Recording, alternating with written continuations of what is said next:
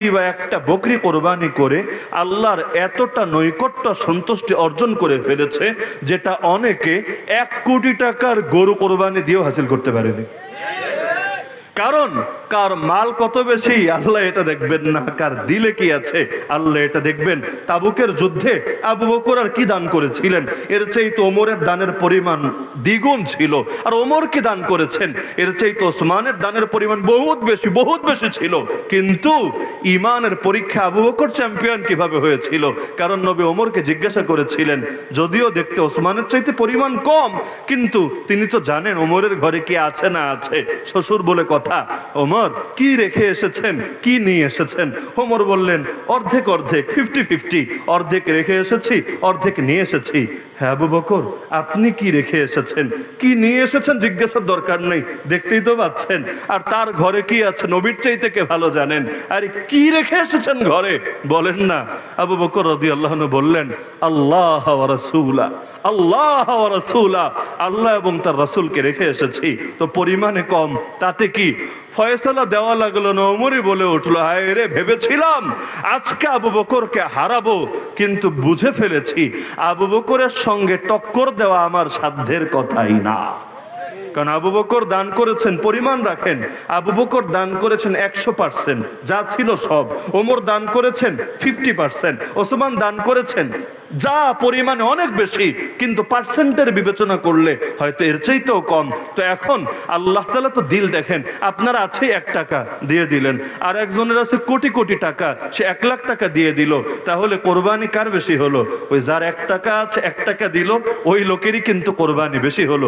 আজকাল তো আমরা পশু কোরবানি দেই, দিলের মধ্যে আলাদা ফিলিংসও কাজ করে না, ইমোশনও কাজ করে না, আবেগও কাজ করে না। অথচ কোরবানির মূলই ছিল ত্যাগ, কোরবানির মূলই ছিল সর্বস্ব বিসর্জন।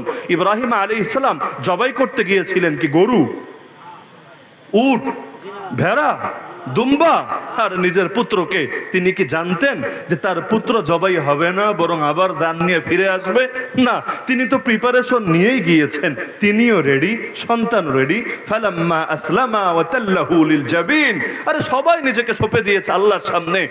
ইসমাইল কোরবানি হতে রেডি, ইব্রাহিম আলাইহিস সালাম কোরবানি দিতে রেডি। আল্লাহ তাআলা হেফাজত করে দিলেন, আল্লাহ তাআলা জান্নাত থেকে ভিন্ন পশু পাঠিয়ে দিলেন। কিন্তু দিলের হালতটা দেখেন না, এটাই তো মূল বিষয়। আজকের আমি এই সমস্ত 2 নম্বর কোরবানির কথা বলছি না। আজও তো পুত্রের কোরবানি দিয়ে দেয়। 15 লাখ টাকার ছাগল 12 লাখ টাকায় কিনলে চিন্তা করে, এই পুত্ররে যদি আমার পুত্র বলে পরিচয় দেই, আমার পরিণতি কি হবে? লুকিয়ে লুকিয়ে দ্বিতীয় বিয়ে করলে পুত্র আর কন্যার পরিচয় দিতেও তো মাথায় টেনশন কাজ করে। আর হুজুর মানুষ না হলে তো আর কেউ কাবিন নামা খোঁজে না, যে তোমার কাবিন নামাটা দেখাও দেখি, ধানমন্ডি তো ফ্ল্যাট কিনেছো, কাবিন নামাটা শো করো। এটা হুজুরদের জন্য স্পেশাল। হুজুররা যেখানেই যাক কাবিন নামা দেখাতে হবে, বুকের মধ্যে প্রিন্ট করে রাখবা, যেই হলো তোমার কাবিন নামা। তো এখন দেখা যাচ্ছে যে বাচ্চা এত বড় হয়ে গেল, কেউ জানেই না। আবার দেখা যাচ্ছে না, সবকিছু তাহকিক গবেষণা করে দেখা গেল এটাই বাবা, কিন্তু বাবা বলছে এই নামে আমার কোনো পুত্রই নাই, আমার কোনো আত্মীয় নাই, আমার চেনা জানা কেউ নাই। তোকে আসমান ফুটা হয়ে নাজিল হলো নাকি, নাকি জমিন ফাঁক হয়ে বের হলো? কিছু না, স্বার্থের কারণে পৃথিবীর বুকে পিতা তার পুত্রকে অস্বীকার করে বসলো। আর এক দুনিয়ায় যদি খালি দুনিয়ার আইন কানুনের চিন্তা করে পিতা তার পুত্রকে এত সহজেই অস্বীকার করে বসতে পারে, কিয়ামতের দিন যখন জাহান্নামের আযাব সামনে দেখবে, হায় আল্লাহ, তখন কত পিতা, কত মাতা, কত ভাই, কত বোন নিজের রক্তের আত্মীয়কেই অস্বীকার করে বসবে। আল্লাহ আমাদেরকে হেফাজত করুন। তো এই কোরবানির কথা আমি বলছি না। তো এখন সেই যে পুত্রকে কোরবানি দিতে গেলেন, এখানে যে তার অন্তরে যতটুকু ত্যাগ ছিল, এখন একজন মানুষের আছে 100 কোটি টাকা, কালা টাকা সাদা টাকা মিলে, সে 1 কোটি টাকার পশু জবাই দিয়ে দিল। তাও কোরবানির দিন সকালে হাট থেকে আনালো, হুজুরে দিয়ে কসাইরে দিয়ে জবাই করে ঘরে বসে বসে কিছু খেলো আর কিছু দান টান করে দিল বিভিন্ন লোকদের মাধ্যমে। শেষ অন্তরে কতটুকুই প্রভাব পড়লো। একটা ঘটনা বলি প্রসঙ্গক্রমে, আমার 3 ঘটনা 2 ঘটনা মাঝখান দিয়ে শেষ। টের পাচ্ছেন কি পাচ্ছেন না আমি জানি না। শাইখুল হিন্দ মাহমুদ হাসান দেওবন্দি রহমাতুল্লাহ আলাইহি, নাম শুনেছেন? দারুল উলুম দেওবন্দের প্রথম শাগরেদ, পরবর্তীতে শাইখুল হাদিসও। তিনি নিজের হাতে গরু পালতেন, ওই গরুরে কোরবানি দিতেন, নিজের হাতে গরু যেগুলো পালতেন, একবারে গরুর সাথে এত মহব্বত হয়ে গিয়েছিল, যখন তিনি দারুল উলুম দেওবন্দে হাদিসের ক্লাস করাতে আসতেন, ওই গরুও তার পেছনে পেছনে আসতো। তিনি ঢুকে ক্লাসে বসতেন আর গরু বাইরে দাঁড়িয়ে থাকতো। তিনিও এটা আবেগ, গরুর আবেগটাকে মূল্যায়ন করতেন। তো তিনি আশপাশে যেখানে যেতেন, গরুও সঙ্গে সঙ্গে গিয়ে হাজির হতো। কোরবানির দিন ওই গরুটাকে কোরবানি করবেন স্থির করলেন। কেন? কারণ আল্লাহ বলেছেন মহব্বতের জিনিস থেকে খরচ করলেই সওয়াব পুরোপুরি পাওয়া যাবে। লান তানালুল বিররা হাত্তা তুনফিকু মিম্মা তুহিব্বুন। যেমন আমি বললাম যে মধ্যনগরের অমুক মসজিদের কাজ দরকার, টাকা দেন। কি দিলেন? 1 টাকার কয়েন, 2 টাকার কয়েন, 5 টাকার ছেঁড়া নোট, অথবা পকেটে একটা জাল টাকা ছিল আর কি, ওই জাল টাকার নোট। এগুলো দিতে গেলে আপনার অন্তরে কতটুকু কোরবানি লেগেছে? 1 টাকার 2 টাকার কয়েন দিলে তো ভিক্ষুকও আজকাল অনেক জায়গায় নিতে চায় না। শহরে আসেন না, দেখবেন ভিক্ষুক ফিরেও তাকায় না, আরো মাইন্ডে নাই যে দিবি না তো দিবি না, ঠিক আছে, আমার অপমান করলি কেন রে? তোর কাছে কি মনে হয় আমি 2 টাকার ভিক্ষুক, আমি 5 টাকার ভিক্ষুক? আমার একটা দাম আছে না? তো এখন যেটা ভিক্ষুকও নিতে চায় না, ওইটা বাড়িয়ে দিলেন আল্লাহর উদ্দেশ্যে, আর আরেকজন পকেটে সবচাইতে বড় নোটটা দিল আল্লাহর উদ্দেশ্যে। দুটো কি কখনো সমান হবে? এই আয়াত যখন নাজিল হয়, এক সাহাবী তার বাগানে কাজ করছিলেন, ওই বাগানটা ছিল তার সবচাইতে বেশি প্রিয়। সঙ্গে সঙ্গে ছুটে গেলেন নবীজির কাছে, ইয়া রাসূলুল্লাহ, এই বাগানটাই দান করে দিলাম আমি। কেন? কারণ এই বাগানটাকে আমি সবচাইতে বেশি ভালোবাসি। আর কোরআন বলেছে মহব্বতের জিনিস খরচ করলেই পুরোপুরি সওয়াব পাওয়া যায়। তো কোরবানির দিন ওই গরু যেটাকে 1 বছর নিজে পেলেছেন, এবং যেই গরু তাকে এত মহব্বত করে, তাকে ছাড়া থাকতে পারে না, তার অসহায় লাগে, ওই গরুরে নিজের হাতে গোসল করালেন, খুশবু লাগালেন, তার প্রিয় আইটেমগুলো খাওয়ালেন। এরপর শুয়ে দিয়ে যখন জবাই করতে শুরু করলেন, গরুর চোখ থেকেও পানি ঝরে, শাইখুল হিন্দের চোখ থেকেও পানি ঝরে। আমার একটা পরামর্শ থাকবে, আগামী কোরবানির আগে দেখা হোক বা না হোক, একটা পরামর্শ থাকবে। আগামী বছর এখানে যারাই কোরবানি দিবেন, পরামর্শ করতে বাধ্য না, তবে করলে ফায়দা হবে ইনশাআল্লাহ। চেষ্টা করবেন গরুই দেন, ছাগলই দেন, কিছুদিন আগে কিনতে।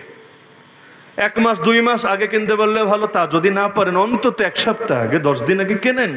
একটু নিজে মাঠে নিয়ে আসেন, একটু ঘাস খাওয়ান, ছাগল হলে কাঁঠাল পাতা খাওয়ান, একটু মহব্বত তৈরি করেন, ওর সঙ্গে একটু সময় যাপন করেন।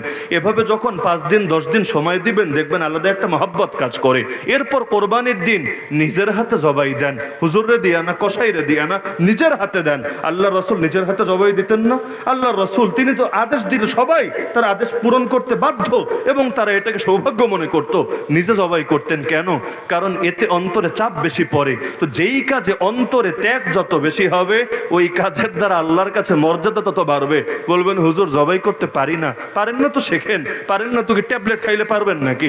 অথবা কেউ হুজুর ধরে একটা তাবিজ বেঁধে দিলে অটো পারবেন নাকি? না, শেখেন, শেখার চেষ্টা করেন, কসাইয়ের কাছে যান, গিয়ে ট্রেনিং নেন। মাঝে মধ্যে সকালে গিয়ে কসাইয়ের দোকানে 2-1টা জবাই করে দিয়ে আসেন না, বিসমিল্লাহ আল্লাহু আকবার বলে। জবাই তো অনেক সহজ।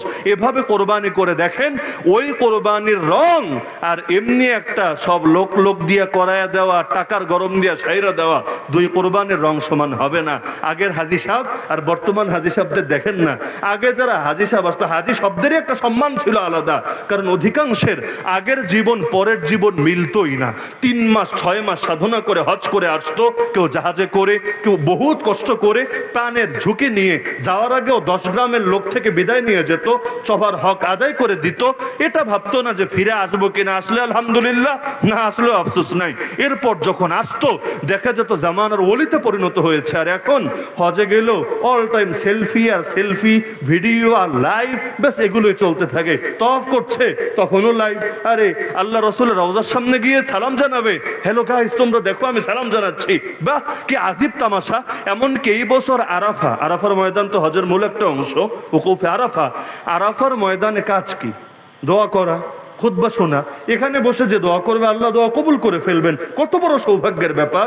এই বছর কয়েক কোটি জিবি, 100 জিবি না, 1000 জিবি না, কয়েক কোটি জিবি ইন্টারনেট ব্যবহার করেছে হাজিরা আরাফার ময়দানে বসে বসে। কাজটা কি আমারে বলেন? যে বাঙালিরা দেখাবে, দেখানোর জন্য এটা তো সরকারিভাবেই সিস্টেম দেওয়া আছে। সবাই বাংলাদেশে বসে আপনি দেখতে পারবেন এখন হজের কি আমল হচ্ছে, সেখানে কি কথা বলছে, কিন্তু সবাই মিলে কি পরিমাণ ফেসবুক, কি পরিমাণ ইউটিউব ওখানে বসে চালায়। ফলাফল হাজির মধ্যেও হজের রং আসে না। অধিকাংশ হাজির দেখবেন আগের জীবন পরের জীবনে পার্থক্য পাবেন না। আগেও ছিল পাজি, পরেও রয়ে গেছে পাজি। এমন হয় নাকি হয় না? কেন? কারণ দিলের কোরবানি নাই। পয়সা আছে, গিয়েছে একটা ফুডানি, একটা ট্যুর, একটা ট্রাভেল ছেড়ে দিয়েছে। এভাবে হবে না। আল্লাহর কাছে দামি হতে চাইলে অন্তরের কোরবানি লাগবে নাকি লাগবে না? তা আগামী বছর যারা কোরবানি দিবেন কাজটা করবেন তো ইনশাআল্লাহ। আমি আগেই বলেছি করা জরুরি না, ফরজ ওয়াজিব কিচ্ছু না, কিন্তু এভাবে করলে দেখবেন ওই কোরবানিতে আলাদা একটা মহাব্বত থাকবে এবং এটা অন্তরে আপনি অনুভব করতে পারবেন ইনশাআল্লাহ। তো সেই শাহজালাল রহমাতুল্লাহ আলাইহি সহ সেই বাহিনী গিয়ে সিলেটে ঢুকলেন। রাজা গৌরগোবিন্দ নাম শুনেই প্রাসাদ ছেড়ে পালিয়ে গেল। সেখানে আজান হলো, রাজা গৌরগোবিন্দর প্রাসাদ মাটির সাথে মিশে চূর্ণ বিচূর্ণ হয়ে গেল। পরবর্তীতে সেই ওলিরাই সারা অঞ্চলে ছড়িয়ে গিয়ে দাওয়াতের মেহনত করতে লাগলেন। এই যে সেই সৈয়দ নাসিরউদ্দিন সিপাহসালার রহমাতুল্লাহ আলাইহি, আমার বাড়িতে কখনো আসলে দেখবেন আমার বাড়ির একেবারে কাছেই তার কবর এখনো অবস্থিত। আর শাহজালালের কবর তো আপনারা অনেকে দেখেছেন, শাহপরান রহমাতুল্লাহ আলাইহির কবর দেখেছেন। তাহলে এক একজন এই যে এক এক জায়গায় কেন দাওয়াত দিতে দিতে ছড়িয়ে গিয়েছিলেন। তাহলে এই যে বাংলা অঞ্চলে 360 আউলিয়ার দ্বারা ইসলাম প্রতিষ্ঠিত হয়েছে, ছড়িয়েছে, বিশেষ করে সিলেট থেকেও সারা দেশে এই আলো আরো বিস্তৃত লাভ করেছে, এটা সবাই জানে। কিন্তু এর গোড়ায় যে গরু কোরবানির ইতিহাস লুকিয়ে আছে এটা অনেকে জানে না। গরু কোরবানির দ্বারা বা গরু কোরবানির বরকতে এই অঞ্চলে ইসলাম বিজয়ী হয়েছে। ওই যে শুরুতে বলেছিলাম কথাটা ভুল, কথাটা মিথ্যা, কথাটা অবাস্তব নাকি বাস্তব? তো এই তথ্য প্রমাণের আলোকে এটাই প্রমাণিত হচ্ছে। এবং আমার দিল বলে, দিল বলে, ভবিষ্যতের বাণী তো আমরা করতে পারি না, আমার দিল বলে এখন যেই ষড়যন্ত্র নতুন করে শুরু হয়েছে গরু কোরবানির বিপক্ষে, এর পরপরই ইনশাআল্লাহ আবারও গোটা হিন্দুস্তানের বুকে, শুধু বাংলাদেশ না গোটা ভারতবর্ষের বুকে আবারও ইনশাআল্লাহ ইসলামের বিজয় হবে। কে আমার দিল সাক্ষ্য দেয়? আপনাদের দিল দেয় না? দেয় না? অন্ধকারের পরে আলো আসে, মেঘ কেটে গেলেই সূর্য বেরিয়ে আসে। তো বড় চাপ যাচ্ছে, বড় কষ্ট যাচ্ছে, কষ্ট তো আমরাও করেছি, কিন্তু ইনশাআল্লাহ এই কষ্টগুলোই ইতিহাসে স্বর্ণের অক্ষরে লেখা হবে। আর যারা দালালি করে, দাগাবাজি করে, মাওলানা আফজল সাদি সাহেব তো শুরুতে বলছিলেন যে যারা 2 নম্বরই করে নিজেকে ভালো রাখার জন্য উম্মার সঙ্গে গাদ্দারি করছে, কাফের মুশরিকদের সুরে সুর মিলিয়ে কথা বলছে, অপেক্ষায় থাকেন।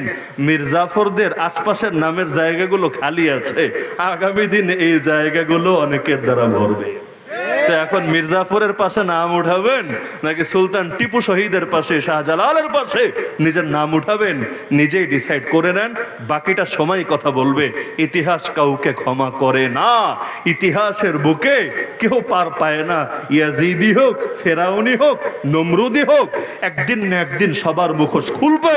জাতির রক্তের সাথে যারা গাদ্দারি করে ওদের মুখে কলঙ্ক লাগবেই লাগবে। সুতরাং ইসলামের বিজয়ের পক্ষে থাকতে রাজি আছেন না? আল্লাহ যদি চান এই শতাব্দী হবে ইনশাআল্লাহ ইসলামের বিজয়ের শতাব্দী। এখন 1445 হিজরি চলছে নাকি 46? না 46 আসেনি, 45 হিজরি। আল্লাহ যদি চান ইনশাআল্লাহ 1500 আসার আগেই পৃথিবীর বুকে আবারও খেলাফত কায়েম হবে ইনশাআল্লাহ। কি বেশি বাড়িয়ে বলছি নাকি? সূর্য তো উঠে গেছে, হযরত তো আমার আগে আলোচনা করছিলেন, সূর্য তো উঠে গেছে ওলামায়ে দেওবন্দের হাত ধরেই আফগানের জমিনে। তো সূর্য এক জায়গায় যেহেতু উঠেছে, বাকি জায়গায়ও ধীরে ধীরে ছড়িয়ে যাবে ইনশাআল্লাহ। তো যেই আলো একবার জ্বলতে শুরু করেছে কেউ নিভাতে পারবে না। ফু মেরে যে নিভাতে আসবে ওই আগুনে ওর মুখই পুড়ে ছাই হবে ইনশাআল্লাহ। শুধু প্রয়োজন সবর করা, শুধু প্রয়োজন লেগে থাকা। চরের মানুষরা অনেক সাহসী মাশাআল্লাহ আসলেই, কিন্তু এই সাহসটাকে কাজে লাগাতে হবে ইসলামকে বিজয়ী করার জন্য। আমি বিজয়ী হলেই কি না হলেই কি, আমার দল বিজয়ী হলেই কি না হলেই কি, আমার গ্রামবাসী বিজয়ী হলেই কি না হলেই কি, কিন্তু ইসলাম যদি বিজয়ী হয় আমরা সবাই বিজয়ী। আর ইসলামকে যদি বিজয়ী করতে